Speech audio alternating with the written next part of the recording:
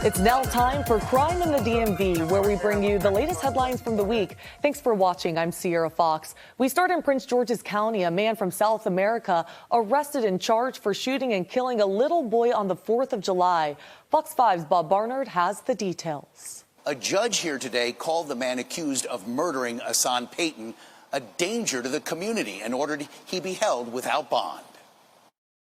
Prince George's County Police have charged 33-year-old Rakeem Gilgoris with second-degree murder, assault, and reckless endangerment. The accused, a father of 3, was arrested in South America.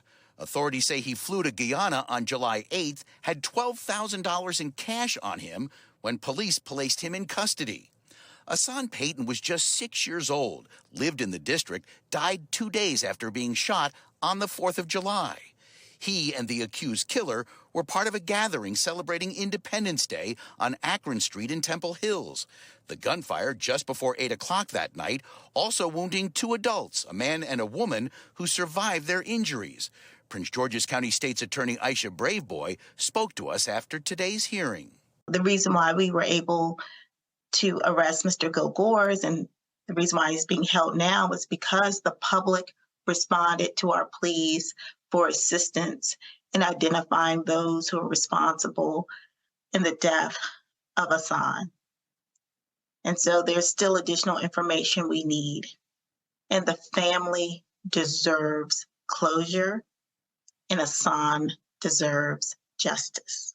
Prosecutors do believe a second gunman was involved, but aren't saying what the motive was. Besides calling him a danger to the community, the judge says Rakeem Gilgoris has several aliases, previous parole violations, prior convictions for assault, and has his own private transportation company.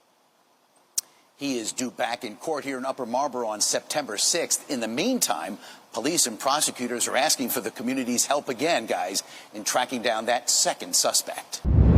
Now to the district. King St Oyster Bar in Northeast is back open after Police Chief Pamela A. Smith ordered the restaurant to shut down after a deadly quadruple shooting. Fox 5's Katie Barlow has this report. Police presence here right next to the market, a little bit down the street from King St Oyster Bar, where you can see there are boarded up windows and what looks like damage, possibly from a gun, right through that window. And folks in the neighborhood say this is actually where the shooting began overnight on Saturday that killed 33-year-old Antonio Williams and 18-year-old Terrence Osborne. Nonetheless, the chief of police, Pamela Smith, exercised her authority to shut down King St Oyster Bar just across the street for 4 days. And that closure forced the restaurant to lose upwards of $70,000. Today, they were reopened at 3 o'clock, the moment the chief's closure order expired. The chief said in her order that the restaurant violated a 2019 security agreement to lock up their patio and blames the restaurant for creating an environment that allowed people to gather before the shooting, which happened around 1 a.m., even though the restaurant was closed at the time.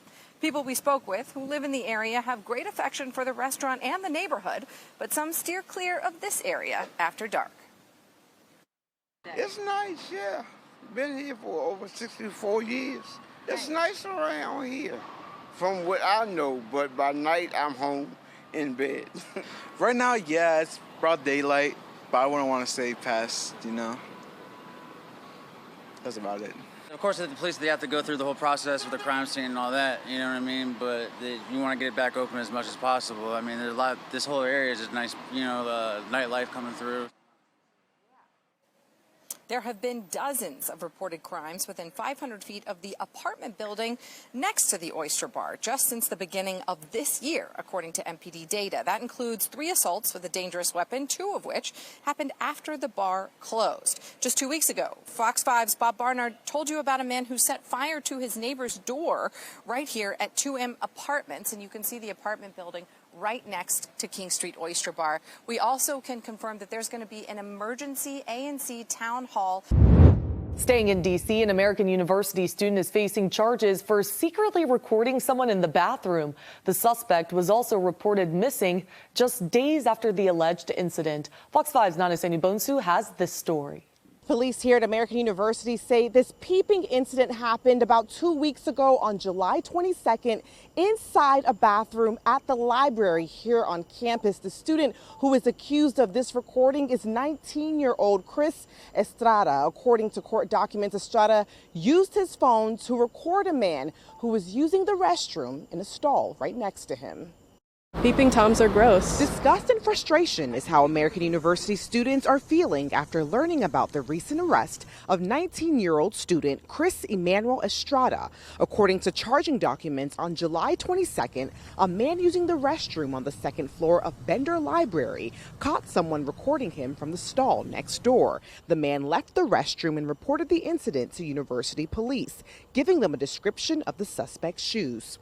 Through surveillance cameras and student ID card access records, police were able to identify Estrada as their suspect. Several days later, police obtained a warrant to search Estrada's dorm room at Constitution Hall. Police confiscated his phone, and when they went through it, they found 7 recently deleted videos from July 22nd of a man who matched the victim using the toilet. But it's crazy that they didn't tell us about it. In a statement to Fox 5 DC, American University says on July 22nd, a voyeurism incident was reported to AUPD, which launched an immediate investigation.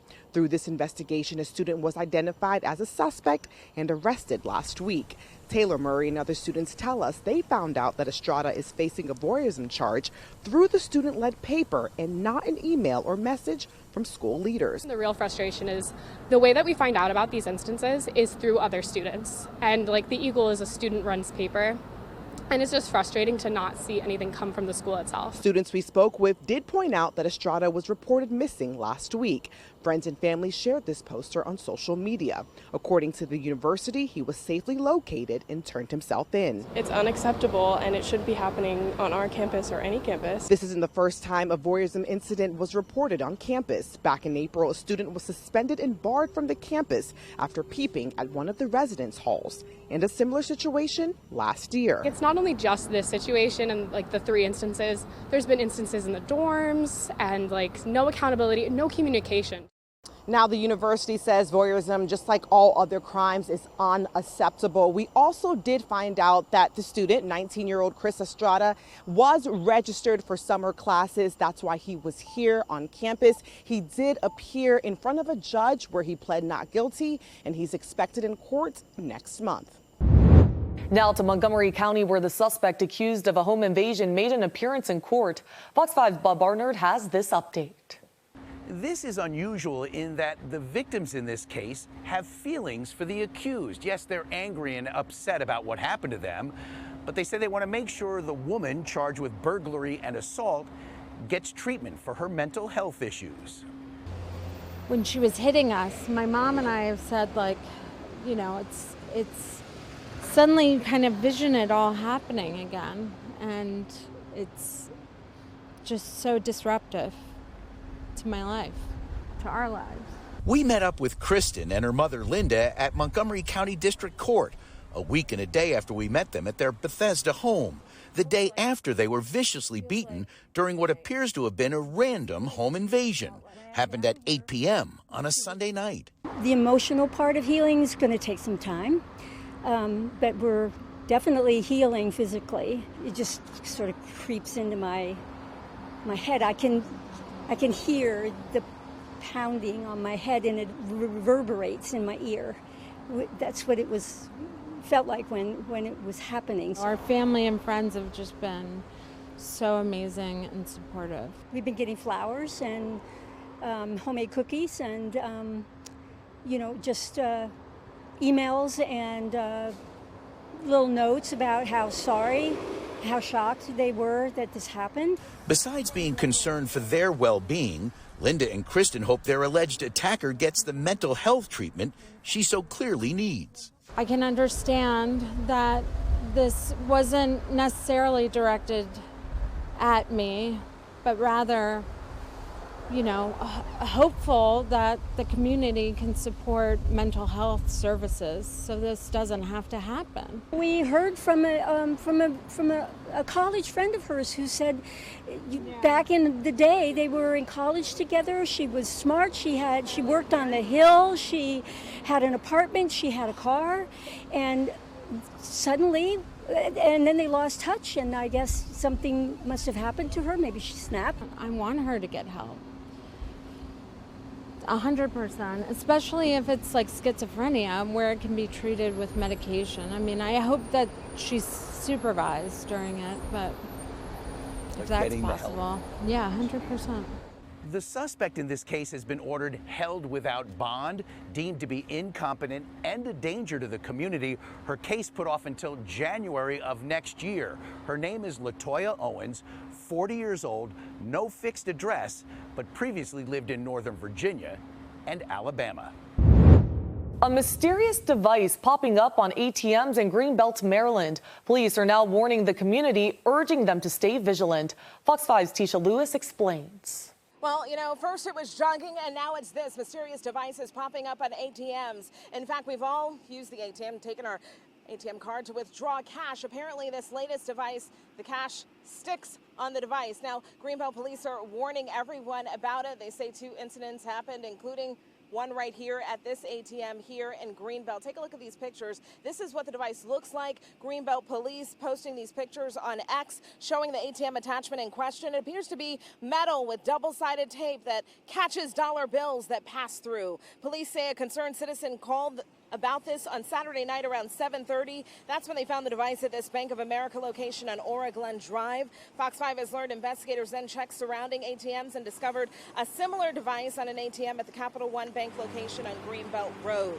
Police tell me they've alerted banks in the area about this attachment and this incident. They're also urging customers to do their part to avoid becoming a victim. When you approach an ATM machine, I'd advise you to look at the machine. If you see anything that looks like it may be out of place, if the bank is open, go inside and double check with the people that work there to make sure that there's no skimming devices on there or any type of card readers that have been attached. We asked police about any potential suspects and if surveillance cameras captured any suspects, and they did not have that information. But again, we do know the banks are aware of this taking place. We are also told that devices have been removed, and police are urging anyone who spots these devices or recognizes these devices to call Greenbelt Police at 301-474-7200. We'll put that information on our website, fox5dc.com. Well, that does it for this week's Crime in the DMV. Make sure you tune in next week to stay ahead with Fox 5 right here on Fox Local as we continue to bring you the latest updates.